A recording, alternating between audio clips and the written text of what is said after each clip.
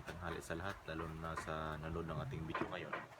So dito tayo, live tayo ngayon kasi may nagtatanong tungkol sa ating ginagawang locator. So may customer po tayo nagtatanong, parang nagdududa po siya sa atin. Ganito po sir, makinig po. Kung nagtatanong po kayo sa ilang batch na kayo, hindi ko na mabilang, kaya sinasabi ko na lang ng batch.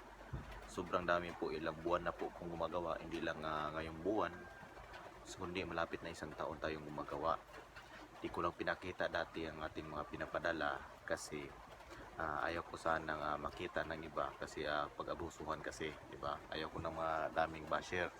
So mula nung may nag-request na gusto nilang mga patunay na mayroon tayong video sa pagsinding ng mga locator, ay ginagawa ko na, di ba? So pinapakita ko na sa inyo.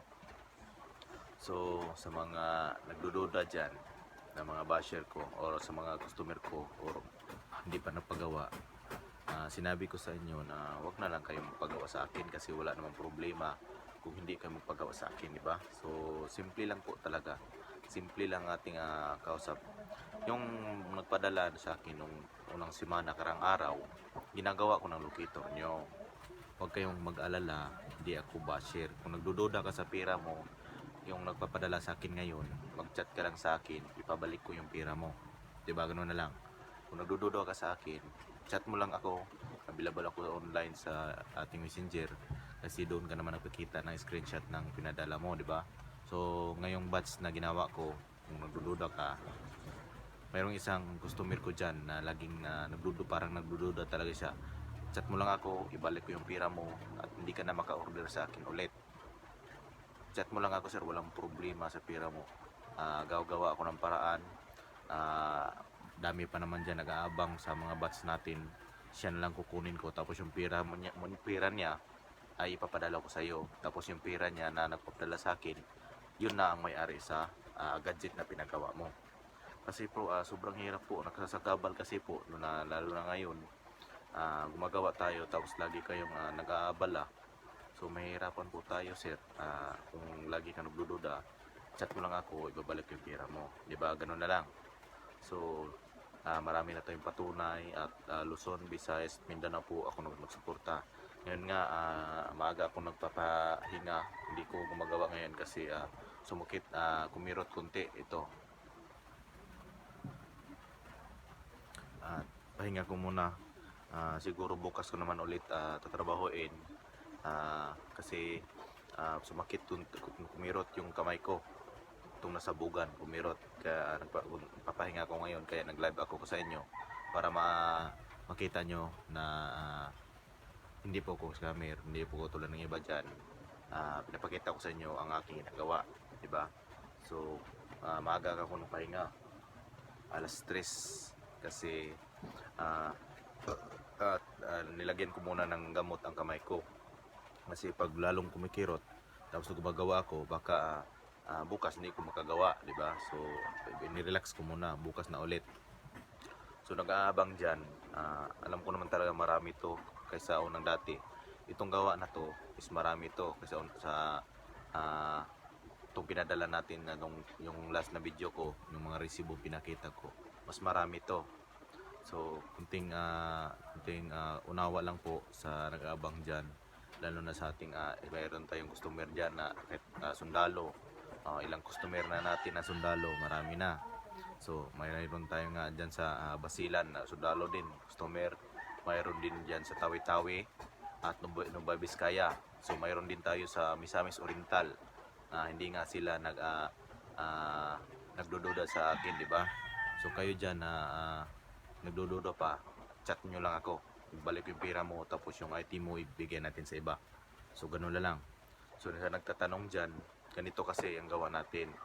Mayroon pa talagang hindi nakaintindi. Ang ating gawa ay hindi po COD. Ito, papaliwanag ko sa inyo hindi po ito COD. Kasi pag COD natin, sino magbili ng materials para sa gadget mo? Ibig sabihin ako ang bibili ng pera ko para ibili sa materials mo. Hindi ganun. Libre na nga ang gawa. Kung gusto mo, ako bibili ng materials mo, pero hindi na ganun ang price. Ano, payag ka? So dami nagtatanong ng COD. Hindi po ako nagsi-COD. Kaya ginagawa ko sa iyo, yung pera mo, bibili natin ng materials para naging libre, 'di ba? O ilang buwan na lang, ilang linggo na lang, baka hindi na ako gagawa kasi nakakapagod din na walang sahod, 'di ba? So baka maabutan na hindi na ako gagawa, puro ka COD. Oh, problema mo na 'yan, 'di ba? Hindi ko na problema 'to. Hindi ko na problema mo na.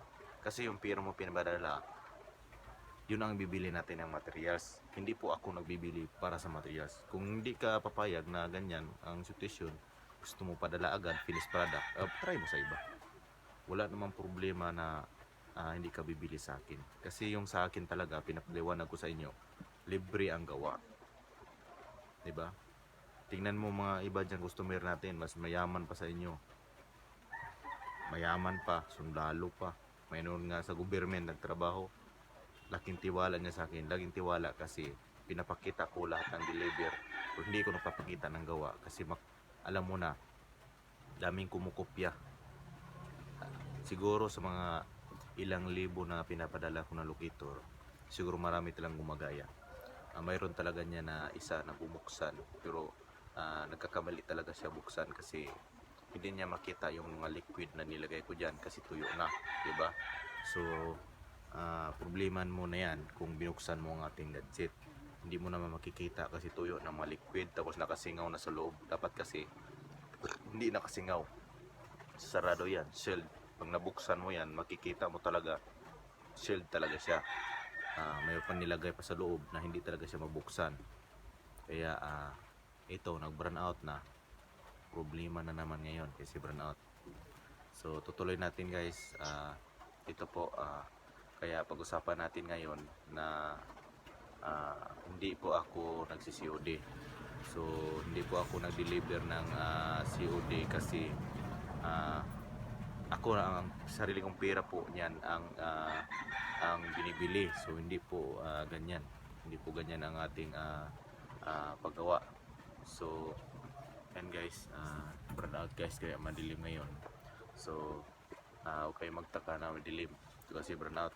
So tuloy lang natin ngayon para papaliwanag ko sa iba dyan na itong ginagawa natin ay tulong lang to sa iba. Hindi po ito naging libre naman din kasi wala na po itong babayaran, di ba? So walang babayaran na libur, wala naman kayong babayaran na tulad ng iba dyan na sobrang mahal, di ba? So hindi ako nagpapatama kasi sinasabi ko lang kung anong totoo.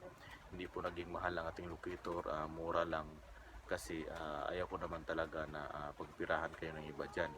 So ayaw ko na pirahan ko kayo kasi hindi ako namimira at hindi talaga ako namimira sa inyo o sa akin lang na makatulong kasi alam ko talaga kung anong kahirap-hirap talaga na walang gamit. So sa mga customer nga na sa akin dyan, mayroon talagang mga kunting problema sa locator nila tulad ng pagditik kasi yung iba ay sobrang parang nagwawala yung locator nila kasi ang problema dyan ay ang paghawak kasi magwawala talaga yan kasi pag hindi mo alam pa ang ating gadget tapos sinabak mo agad. So kailangan mo talaga pag-aralan. Hindi po ibig sabihin na pag isang hawak mo lang ay nakukuha mo na. So paalala ko talaga sa inyo na pag-aralan nyo talaga kasi yun po ang maging batayan natin sa ating paghawak ng locator ay kailangan ng kunting tiyaga talaga sa paghawak. So ganun po. So sa gustong paggawa dyan ay close na po ang ating batch. Maghintay na po kayo sa second batch. So ano yun, Sabado tayo nag-start ngayon. So Sabado, Domingo, Lunes, Martes, Miyerkules, Sabado, Domingo, Lunes, Martes, Miyerkules, siguro mga Friday ma-deliver na natin itong ating locator. So kunting antayin tayo Friday o Horibis kasi ayaw ko ma-deliver ulit ng basa kasi yung unang deliver natin ay parang may basa doon kasi nahabol ko yung pangalawang pin tapos nahihirapan ako kasi basa pa yung ating locator. So pag shield niyan, pag lagay natin sa LBC ay didikit yung pin. So mahirapan tayo tapos matatanggal. Pero sa totoo naman hindi naman importante yung yung paint, ang importante yung detection, di ba? So maganda yan lalo na sa mga kasamahan natin na yung mga minamahal nating mga sundalo na magagamit yan lalo na nasa lagi sa bundok, di ba? So sa ating mga customer dyan na nakakuha na, marami pong salamat at salamat din sa binigay mo na tulong sa akin, yung kunting pasalamat, di ba? So hindi ko yung malilimutan at marami pong salamat sa iyo. So hindi ko babanggitin yung pangalan mo kasi mahirap na para naman sa kapakanan mo, di ba? So ang importante na nagpapasalamat ako sa inyo na nakatulong ako sa inyo. Yung iba diyan hindi pa marunong maghawak ng locator ay lagi ko talagang inuulit, pinapaalala sa inyo na pag-aralan nyo talaga. Yun talaga ang pinaka-problema sa homemade locator. Kahit siguro electronic ang hinahawakan mo, tapos hindi ka marunong maghawak ng locator, ay mahihirapan ka din. Totoo yan talaga. Kasi wala pa akong homemade locator, electronic yung ginagamit ko, ay talagang sobrang hirap. Di ko talaga matansya siya. Di ko talaga, kasi kahit saan saan siya tuturo. Kaya sa daming butas ko dati, gamit ko yung electronic na locator. Yung electronic locator is dalawa yung electronic ko. Dalawa. Yung una ay wana, pinapromo ko na. Kahit saan talaga sa turo kasi di ko alam manghawak eh.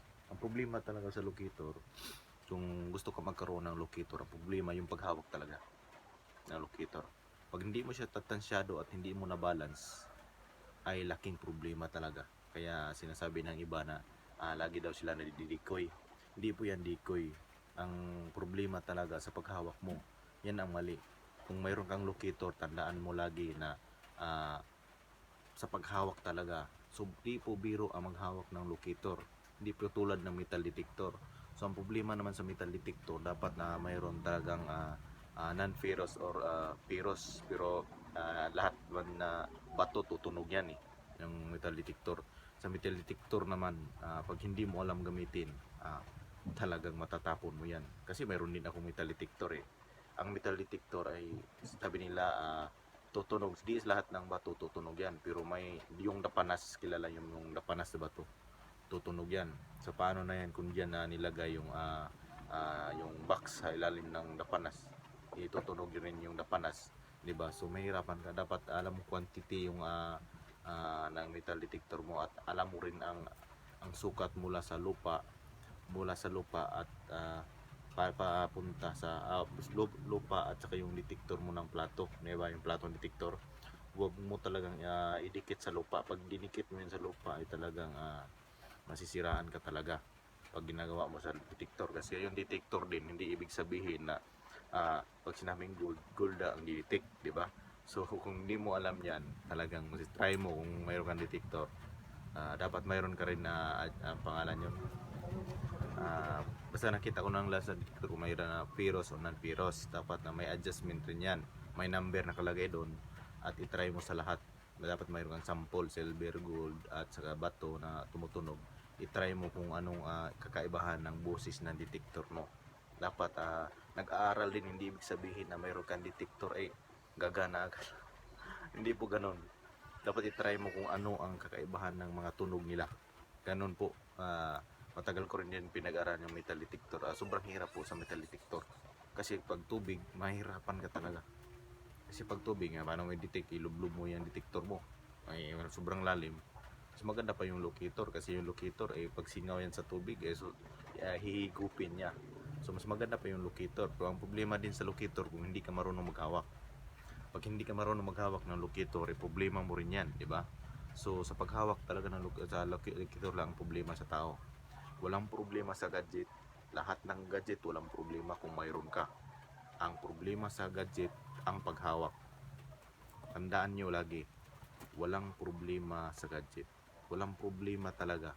Sinabi nyo, hindi nakakuha, hindi po gumagana. Walang problema talaga. Ang problema ikaw. Kasi ikaw mahawak ng locator eh. Pag-aralan mo. Ngayon, matatapos tayo. Pag mayroon matatapos tayo nitong locator, papakita ko sa inyo, ila-live ko sa inyo kung paano humawak ng locator. Simple lang yung locator natin kasi alam ko na pahawak ng locator eh. Katis na yung isang kamay ko lang maghawak. Simple lang. huwag mo akong gagayahin. Sample lang to. Ganon. Halimbawa ganon. Hayaan mo siya para nakahawak ka lang ng tubig. Ganon. Parang feel mo nandyan ka sa ilalim ng tubig. Hindi mo siya mahigpitan at hindi mo siya maluluwagan, di ba? So ganun lang. Tapos nakatingin ka sa dulo ng locator mo. Tapos alam mo ang prospect kung saan ang prospect mo. Ikot talaga yan. Totoo yan. Kasi may patunay na po tayo na nakukuha, di ba? So hindi po naging haka-haka natin. Ayaw ko ng ganyan.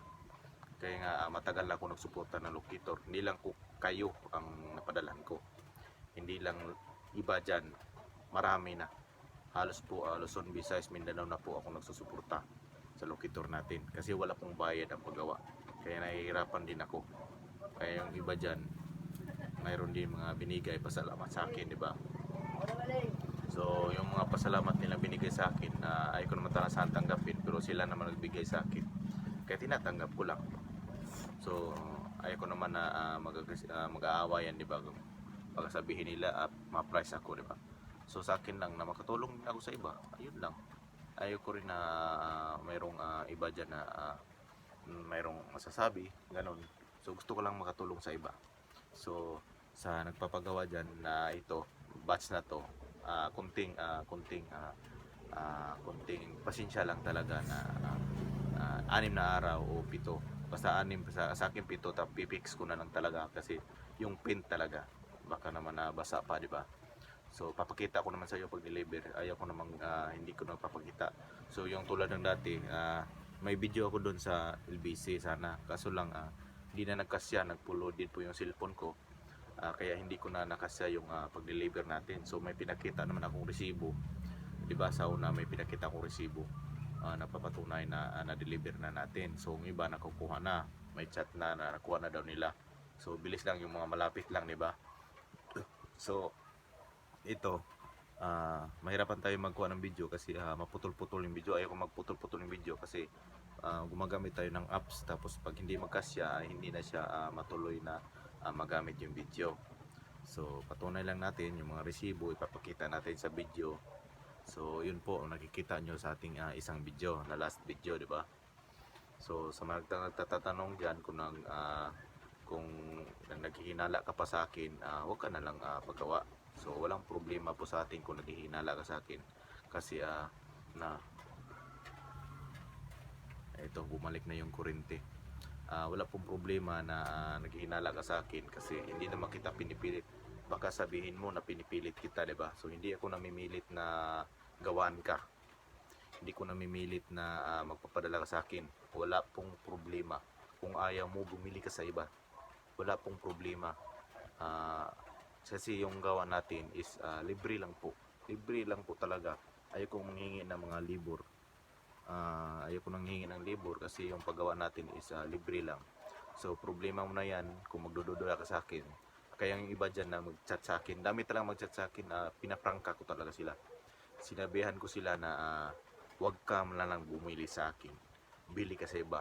Diba? Yung natamaan dyan, yung mga tinachat ko dyan, kasi nagdududa pa kayo eh. Gusto mo COD. Anong ibili ko ng materials? Wala ka naman ng binayad na libur. Kung gusto mong ganon, kung gusto mong ganyan, na akong bili na saring pila bumunot para pagawaan kita, kasi libre na ang gawa, magbabayad ako ng libur sa'yo. Mamimili ka. Sige, yung nagpa-COD dyan, takihan ko ng presyo, ilagay kita sa 5.5. Kasi pagpabayad ako ng libur eh. Hindi po biro gumagawa ng locator eh. Kala nyo lang, hindi po biro. Maraming bibilhin materials, liha, mga anong klaseng liha, o gabarina, dami pang paputuput pa tayo, dudurugin pa natin, may dudurugin tayo, bibili pa tayo ng liquid. So pag ganyan ako ang bibili, kasi mayroon na akong ibang materials dyan, kunti-kunti na lang katira. So naging libre yan, kaya naging mura lang ating locator. So ganito, kung pag COD ka, pero ayaw ko rin mag COD kasi pag COD, tulad dati ng COD ay bumabalik yung ating item. Kasi pagdating sa pinapadalhan kasi, ganito problema sa COD.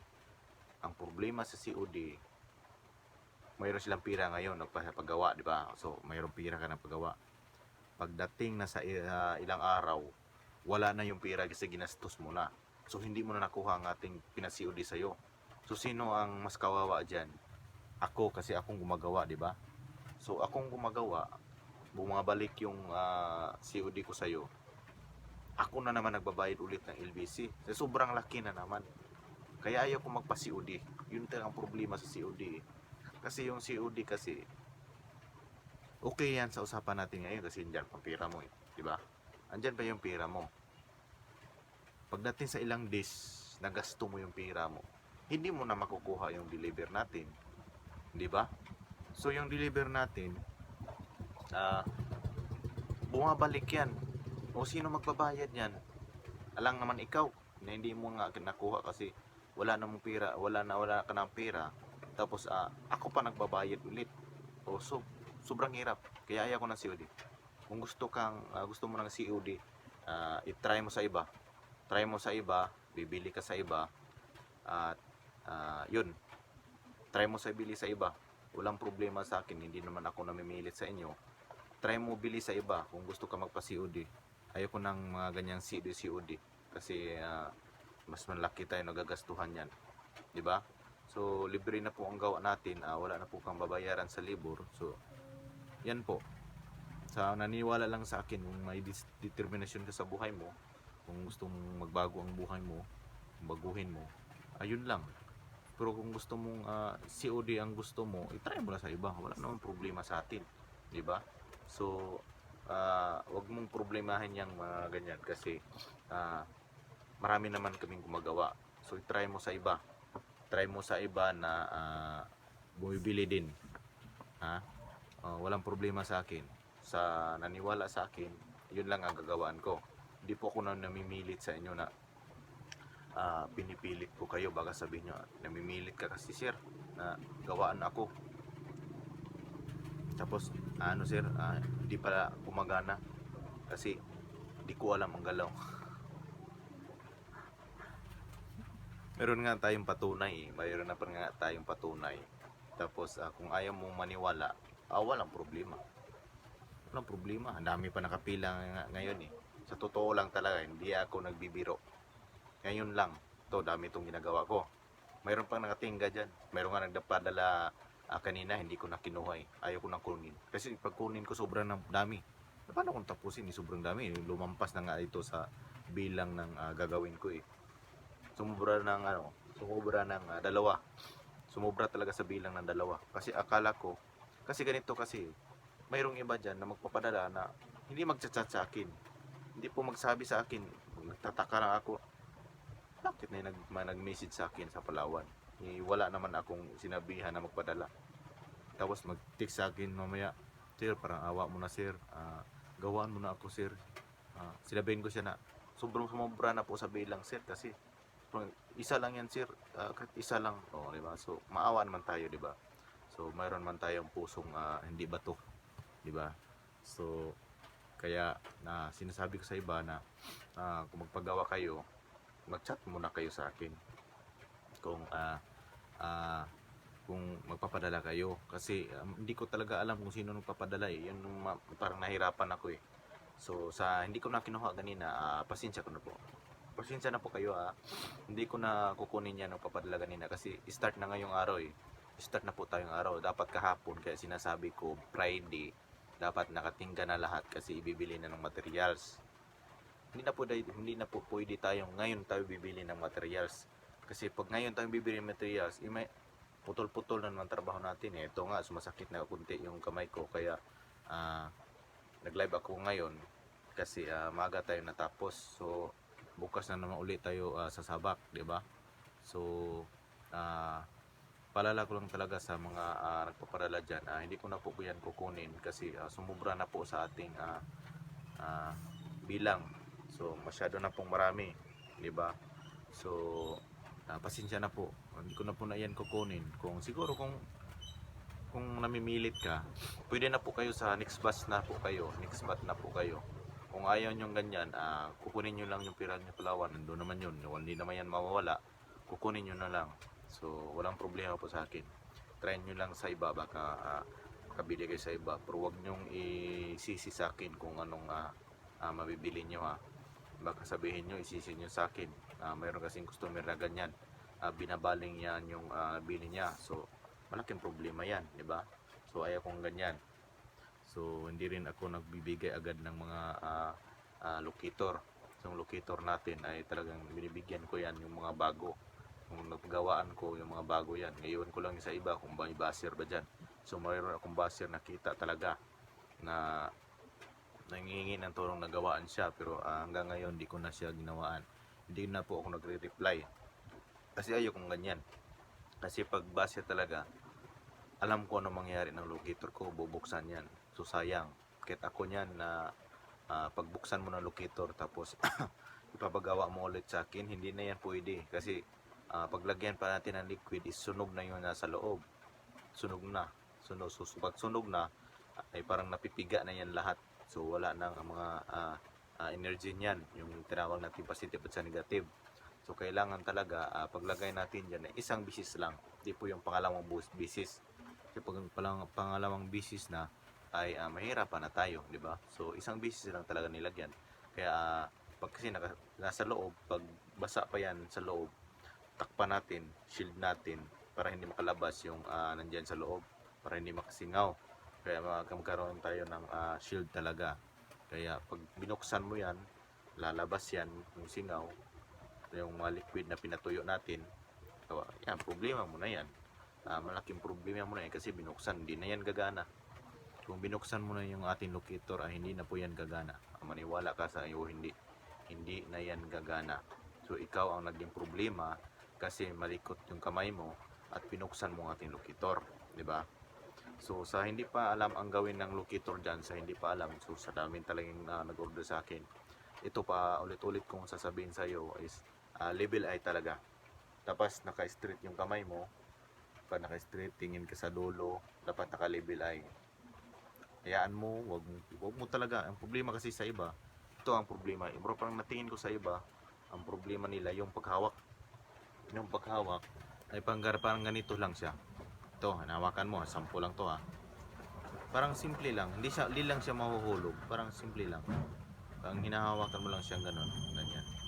Na parang hindi nahuhulog, parang simple lang paghawak, parang kunti lang talaga, parang nakapatong lang sa kamay mo.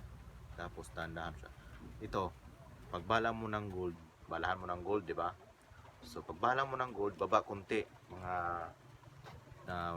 5 seconds to 10 seconds. Nakababa siya kunti, di ba? Ito, paalala ko sa inyo 10 seconds. So pag 10 seconds, angat mo siya. Angat mo siya Then sa sign mo, malapit. Nakaharap ka sa north. Harap ka sa north, tapos angat, eye level. Ikot siya kung saan siya pupunta. Baba mo ulit. Baba. Tapos dahan-dahan mo rin iakyat. Dahan-dahan, yung pag ganon. Hindi yan ganyan, mali yan Kahit anong locator hawakan mo, ganon rin gagawin.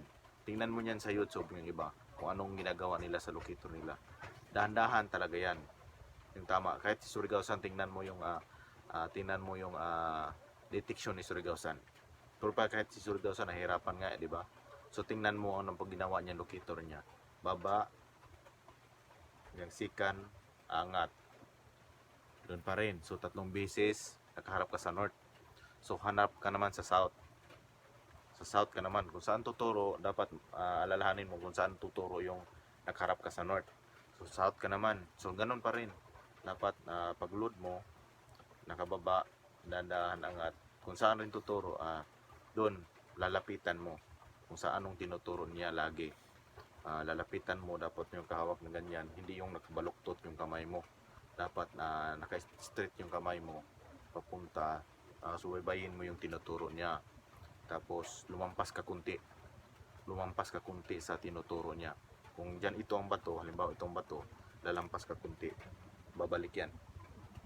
Pag bumabalik yan, lampas ka naman kunti, babalik rin yan. So lalampas ka, babalik siya. So lalampas ka na naman uli, babalik siya. So pagbalik mo, hinto ka na. Hinto mo siya. alalayan mo siya kung anong galaw niya. Huwag mo siyang pigilan kasi pinipigilan mo sa isip eh. Iikot yan. Maniwala ka sa hindi. Iikot yan. Huwag mo lang pipigilan sa isip mo kasi sa isip mo huwag iikot. Pipigilan nyo kasi yun kasi ang naging problema, di ba? So, ito, yan ang mga paalala ko sa inyo, yung mga galaw natin. Kahit lasang locator, kahit anong locator, yan din ang gagawin nyo. Hindi po sabihin sa locator lang natin. Lahat ng locator, ma-electronic man yan o kahit ano, yan po ang gagawin talaga. Kaya tinuturo ko sa inyo sa mga baguhan dyan, lalo na gusto magkaroon ng electronic. Yan, tama yung ginagawa ko sa inyo. Tama yung tinuturo ko sa inyo. Kahit hindi sa locator ko, kahit sa ibang locator gagawin nyo yan. Try nyo. Try nyo. Maniwala kasi hindi. So, marami pong salamat sa nanonood ng ating video, sa ating mga followers dyan, lalo na sa taga-subaybay ng ating video. Mga subscribers ko dyan, marami pong salamat sa inyo. Hindi ko lang kasi magala tong kamay ko, kasi nirelax ko muna. Yan, yan may, may tapal pa. Nirelax ko muna kasi kumikirot siya eh. Ito kasi nasabugan eh, nasabugan ng kumikirot siya, tapos relax ko muna. So bukas na naman tayo sabak ulit. So salamat po sa nanood ng ating video, sa mga katiis natin dyan, subscribers na sana makahits din kayo tulad ng iba. So marami pong salamat sa inyo at sa tiwala nyo. Sa gusto magpa-COD dyan, hindi po ako tumatanggap ng COD kasi libre na po ang gawa natin. So marami pong salamat sa mga nagpa-shoutout dyan. Shoutout po sa lahat ng nagpa-shoutout. At maraming salamat talaga sa taga-subaybay. Like pinala sa inyo, ang pagtitreasure po ay hindi po makukuha sa isang tingin lang, kundi pinaghirapan mo at pinagtiyagaan mo, pawis at pagod ang kailangan natin. So yan po, pagod at pawis hindi po makukuha sa isang tinginan lang, kasi wala pong treasure na nakuha sa isang tinginan lang. Siguro kung naging utak mo na si Surigao-san ay talagang yun ang aking inidulo ng ating treasure, di ba? Si Surigao-san. So naging utak mo kasi marunong sa balanse, mas maganda. Pero pag tulad lang sa atin na simple lang, parang ang isip natin ay kahit saan lang, mas maganda talaga mayroon kang gadget, di ba? So maraming salamat sa nanonood ng video. God bless po. Laging alalahanin, lahat na nakalibing may nakabantay. Dapat po magpaalam kayo bago maghukay at mag-ingat at magdasal sa ating area. Yan lang po at God bless po.